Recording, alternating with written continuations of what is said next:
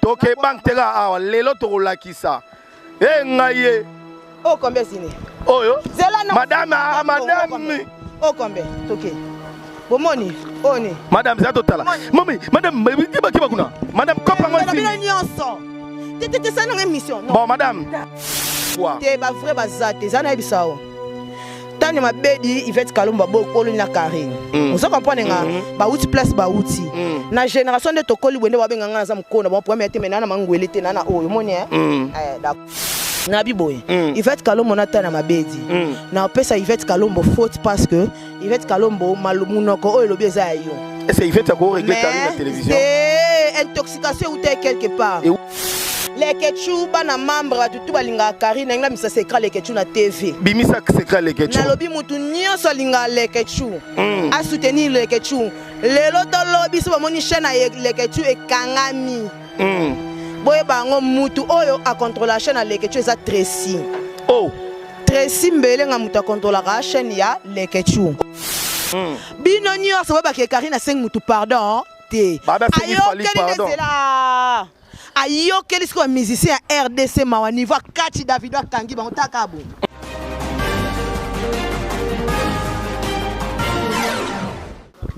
Bonjour chers internautes.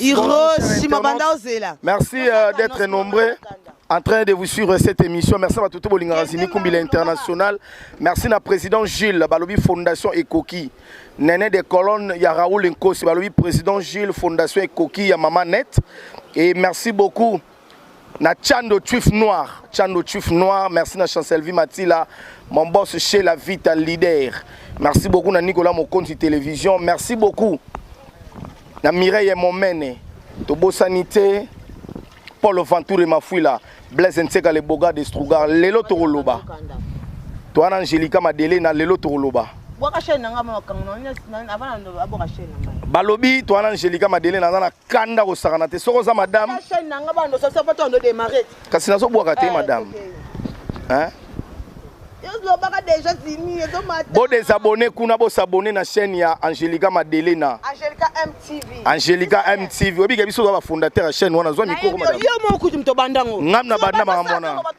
Donc Ekoki ça va. Bonjour madame. Bonjour Nanou. Bonjour. Zela bonjour et na biboye boze Nanou. Mami a 5 pe mutu mo pardon te. A rectifier. Mami te mazali. Mais au pèse tout bonjour. Te kanda ngwane.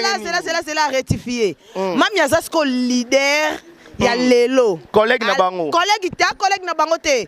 Mami a yo ki souci à peuple congolais parce que ça la seule congolaise oyo azui musique ya Côte d'Ivoire o ba yiba ki pa Bill Clinton na zongisa ngo RDC kande na lobaka laissez-moi tranquille ko monde ke bo laisser tranquille te bozela na na biboye bino nyonso ba ke Karine 5 mutu pardon te ayo pardon ayo quel est musicien RDC Mawani va Kati Davido Kangi ba utakabu jet privé bino watina fulu bakoti batata na biso msobela zando tata bilo kita pe kimbatseke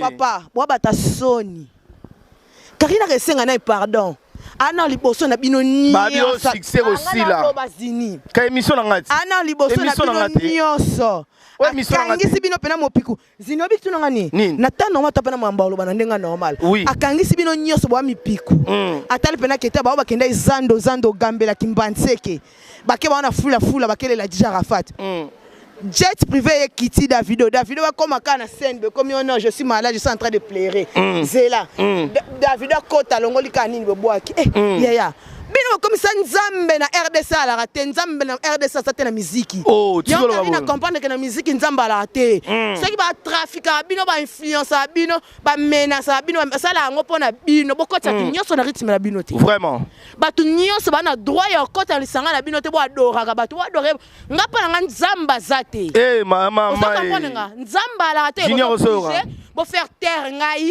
pona soni ngapa nga nzamba ate nzambe na RDC azaki son nzamba za cop na bino mais David a beti bino biloko mbala so akuna tena ninyo na Côte d'Ivoire bokende bakito la bendela ya RDC bo bite kuna bendela to muna za Nigeria oh tikolo babolo mamolo ba solo ya mabebo okangi kachi na Karine Kimbanda na Karine ezarani nango mutu bino mamoni bo sele ndeki mbande za nde Karine obasi na David kuna niveau na bino bana misiki kala o ni nango na Karine bo ba mise 5 pardon a 5 mutu pardon te à reconnaître kaka à reconnaître que à reconnaître que na RDC ba musicien bali numéro 2 N RDC bazate parce que basala ki pe avion ba ponana ki ka neti bango ba ba yele ba noko bana wenga kala ba comprendre que soto ki a eso pana biso na niveau na biso ba bene ba nda nzoto ba wana ka tembe loko ele ba banani nda tembe o bango te ba hike ba kende kani ba kende flofla na tanga ba te leader na nganda tanga kani mokonzi la baron pour l'équipe aïe autorité morale na lobby loko la ba akangise bango nyoso mo bango nyoso kena poser ta question na poser te na loba kota fragilité na loba pardon mami ana charge ba chinois ana bana membre papa fait papa mi ate maman na ana ba charge ana ba biso ba madame ana telemi bona sa sabino jeter na samba te papa yela malette nanga ya malette indi samba te na biso pia malette sabino na za madame na sa na bino pesa malette lelo na bisi bino ya Paul Venture mafuila toke bank tera awa lelo to kolakisa ngaye oh combien zine oyo madame madame oh combien toke bomoni oni madame za totala mami madame kiba kuna madame kopa ngoti na nyonso tete ça na émission bon madame malembe madame merci beaucoup na botala biso en exclusivité $100,000 bimi na sac keba émission keba mère keba ba criminel pe baza te ba criminel mère na obanga ba criminel mère na obanga ba criminel noko yo na arme zini et ça merci mais mère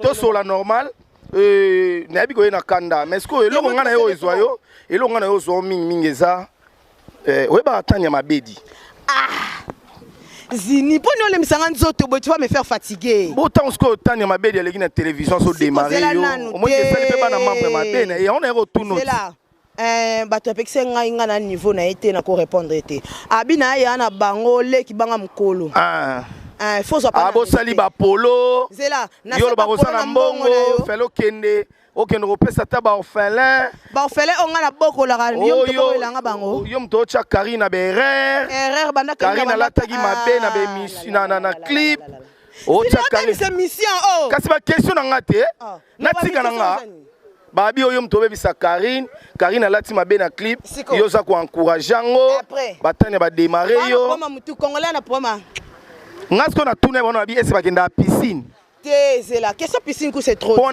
tenir scène c'est là tozana scène qui te bata tenir scène scène c'est autre chose maramususu maramususu babingam na bebisa Karine to bon ça va tokeyi oh bibelobi je ferai tes ennemis les membres de ta famille bo utana Karine musikati bokola na et boka mesika moko ça va est-ce ba ko régler loba madame loba na tigeli loba bozwa ki tenter ya ko benga Karine bosolane que Karine voici Karine c'est neng ba senga ina sa anniversaire mais fait na betelo mo ko sala que mututu a remarqué nga abi laissez-moi tranquille vous parlez de moi en bien ou en mal mais votre frère ba sala mo senga baba ngote vous comprenez na yo kama muke pour na Yvette Kalombo so na lobby ba ko intoxiqué yo mais mutu noko lobby za yo vous comprenez na Yvette Kalombo pena mutu za vrai na biso Yvette Kalombo a vrai Botania soki ngana lobango toujours yo tanga ka Yvette Kalombo lekechu o bombe poani tena bombi lekechu tena biba keso to ya malema zela na biboye elobi te ke ngana yo to Karine koleka mais problème c'est que so to ba problème na biso na télé et to régler on ba WhatsApp ninga sala ngai maramu nyonso mpaka lingomba aloba na artiste na ye aloba sur 100% na pesa ye 200% ya raison mais place nya ya robebisa Quand comme ça on a télé, les places à baby saki. Ah ok. Mamu vi wana loba a raté l'autre. Est-ce que tanya mabedi na Yvette Kalombo? Comme loba sali bango mi balé wana. Loba makambwana na télévision pour la Karine. Non, balé na senga bana mama batutu. Yvette a mutu na biso. Soto lobi au moins entourage. Entourage millier et bébé ça amout ça influent so yeka chaque jour ça ngaka ah Karine Angelica Lobaibwe Angelica Lobaibwe mon coloca Angelica gafe mukie ozima bien na nyonso obimisi mais bato ba bangelo makasi webi bato ba banga makasi babi mais Angelica Madele na lobby aro balukela pe Karine te zini est-ce que kenga na balukela Karine o balukela ki oui nandeni na banosko eza vérité batalanga ngana yo comprendre la culture na biso ya Congo ya musique ya théâtre so mutu ana succès makasi balinga te en entouré na bonne personne premièrement de ti Karine ata yo ngana to se miso eboza menacé tu alinga te ozala pemé na Karine elo basalanga yango wana babe ke ngana na makambo so na pemé na Karine tam no che po mo boy na mama mo boy mais basala tout ba itufe ngana Karine Karine alobi wa Angelica Karine alobi boy basala peke Karine babi c'est que Angelica alobi boy to comme même suna c'est que ngana Karine to soigner na ba audio tambola autant bango ba olobela na ba télé on se comprendre mais tant on a un amour vrai na vandi na bité nga azam na sala betide mais mission nga banda na banda internet oza kutu ya lelo to bino bobanga le wa charge ba charge boy na sima nga équipe nationale boy na sima nga bino tout boy na sima nga na botala mission nga na internet nyonso na sala ba ka bola mo Karine parce que avant na changer le Karine face mais est-ce que l'on il faut na sala étude c'est là biso na changer ba secret nga avant na sala Tani Mabedi avant na sala nani Karine émission tu ya mabe tu ya malam tu na balukela Karine il faut na zo temps ya utala mambo eleka na société ngai na boko la borphelin na sunga ba jeune mais babi zela na bisolo moko sikoyo Karine a jeune moi si wa sala que soki bakanga nobi wake up nga ma musique na so musika likola division musique suka pembeni vous comprenez nga na répondre lisusu ya na nga utengola Francis Dibaya on a droit au sein la Karine émission c'est kaza hypocrite. Là tu n'as pas droit à ça. Ngai na Karine ba même nga na intoxication Karine tika niveau la nga pe nga na kende mais tant na tel na liste suka na bité bande na posa nga bana posa Karine tika yemo tenga ki na Karine. So Karine a lobby na émission Mark Tabolobi makambo yo Angelica Madele na benganga. Oui, yango na lobby yango Monique nataka ba cofondateur orchestre yo to ndenge cofondateur ya bord na ngai il fait Kalombo tala yango longa ba wata yango longa ba wata po ndo yoka ngai te yango longa ba wata parce que ngana na idéologie c'est là ngana na idéologie soko yo kite na kei na ndimi Karine po Karine apesa ngali to ebike mam na loba za très important loko moni na pesi concept moni lo pesi vous comprenez mutu ba pesa makamna mutu asa makambo mais est-ce que ba vrai ba pourquoi te ba vrai ba zate zana ebisao Tani Mabedi Yvette Kalomba bokolo na Karine vous comprenez nga ba outi place ba outi na génération de tokoli bwende ba benga nga za mkona ba premier te menana mangwele te nana oyo moni d'accord c'est que ba luka place na ba on a vinanga et le que ça ba on kandeza niveau vitesse na l'équipe on a vitesse malgré que ba binanga ba pembe ba so bande ni c'est bon mais yo solo na forme moto c'est là ba on ba sa makango nga na mo sa palin différence ngwa na nga na bango. Est-ce que nous sommes là? C'est là nous expliquons ça na loba yo yo ga. Kasi c'est la même émission na ngapé. Cher internaute. Émission na ngai. Ah émission balé. OK to kabulango bo yo loba. Nabi boy. Yvette Kalombo na tana Mabedi. Na pesa Yvette Kalombo faute parce que Yvette Kalombo malumunoko o lobi eza yo. Et c'est Yvette ko régler la télévision. C'est intoxication ou quelque part. Et où tu vois émission nezaki que les tu as ça l'émission après à longo tana Mabedi vandi.